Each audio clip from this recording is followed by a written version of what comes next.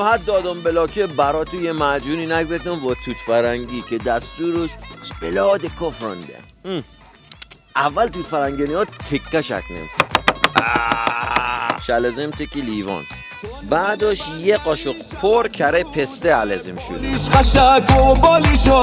به روش بنماری لیلی کره شاهو اکنیم ترکیبات کره 7 مغز، شیر انگور، شکلات تلخ، لیلی کرمو علزم شلو. به به.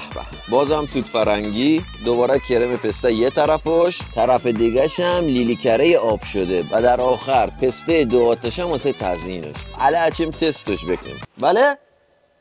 بابا دادم بلاکه اگه اول سهم ما موتی. خیلی خوشمزه.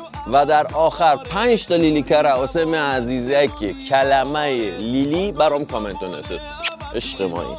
داداش کرم پسته کیلویی 1,450، ظرفی نیم کیلویی هفته 725 تومن، لیلی کره هم 295 تومن. آدرس همو عوض روبروی شهرداریه. با سایت همون تا شو ثبت سفارش بکنی، آدرسش زیر نوشتم. مرسی.